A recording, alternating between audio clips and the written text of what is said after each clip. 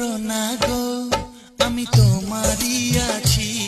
এ জীবন মরণে আমি তোমায় ভালোবাসি।